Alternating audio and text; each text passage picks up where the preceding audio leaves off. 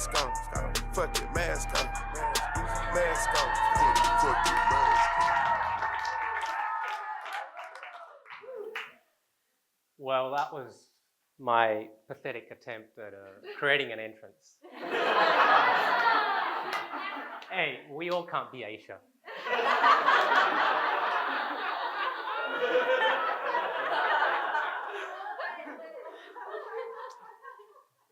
I want to tell you guys a story of an immigrant kid that moves to Australia in the late 80s. Here's the kid on the right. That's me with my brother and sister. And we moved in 88, 89. And I don't suppose that many of you will know what Australia was like at that point in time, except for Hector. But it wasn't quite the multicultural society it is today. It was pretty white. So when we arrived, I get dropped straight into third grade. And immediately, I looked different. I spoke with an accent, different accent. Not as sexy. My point is,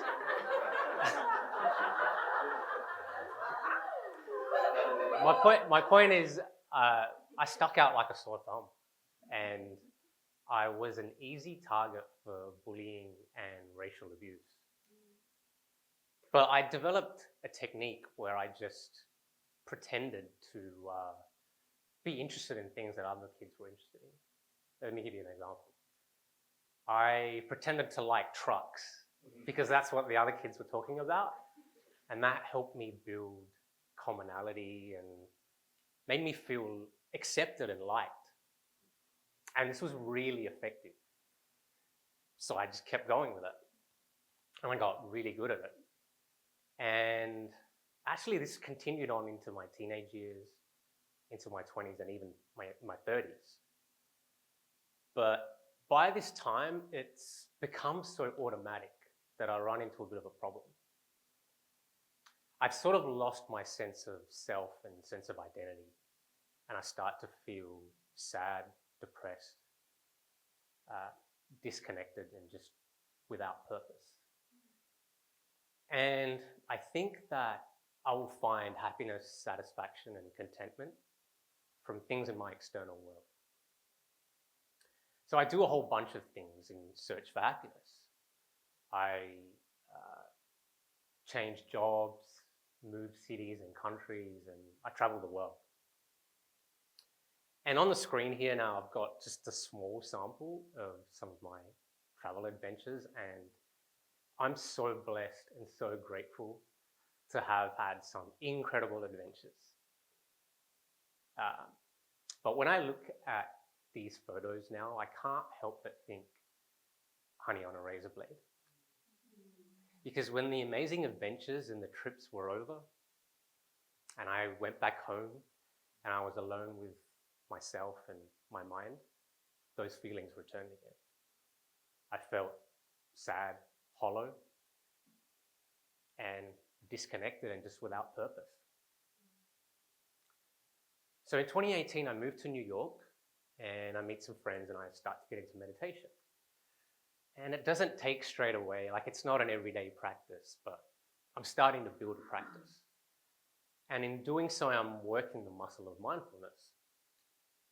And over time, I developed this awareness that I wear these metaphorical masks in public settings in order to feel liked and accepted and safe.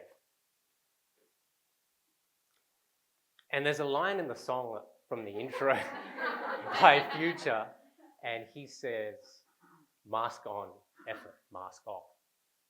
And this line perfectly resonates with what I was feeling at that point in time. Kind of like this duality between maintaining a facade, mask on, and ditching it, mask off.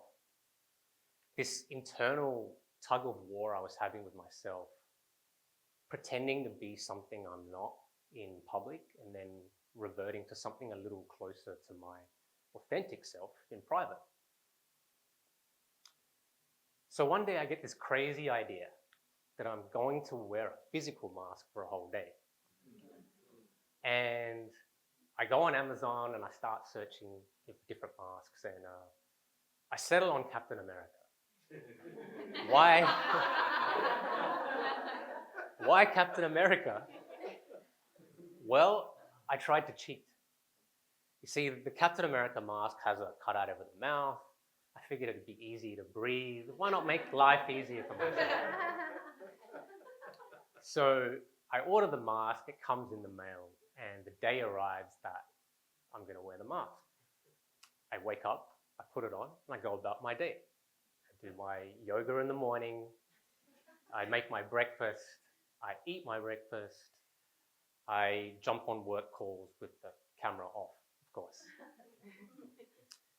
And a little surprisingly, I find there's like some heat building up inside the mask. And I'm like starting to sweat. And after a while, it feels stifling and suffocating. And herein lies the first lesson. Lesson number 1 is you cannot cheat karma.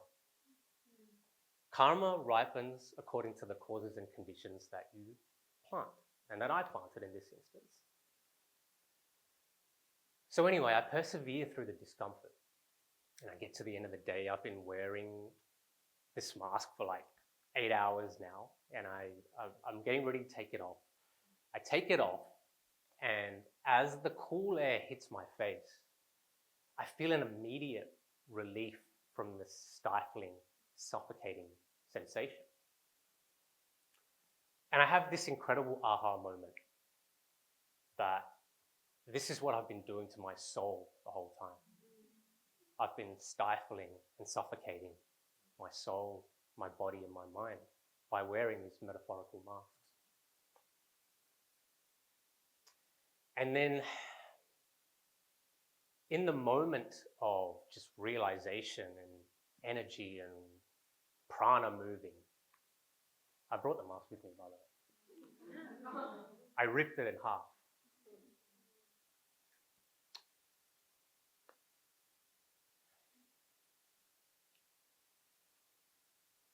I keep it with me on my bookshelf at home as a physical reminder that that was the day I decided I would never wear another mask again.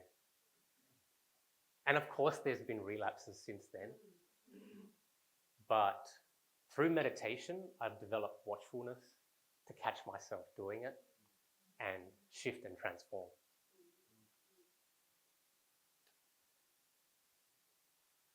But the magic of the moment is not in the mask. Like, this is just a piece of plastic at the end of the day. It's just atoms and molecules joined together. The magic of the moment was in the movement of mind to make that connection between the physical sensation of stifling suffocation to stifling, suffocating my mind, my body, my soul. The movement of mind to destroy my previous misunderstandings that happiness comes from the external world. And the movement of mind that could have only been made possible through meditation. And so I want to leave you with one last line by the great man Future, where he says, represent, gotta represent.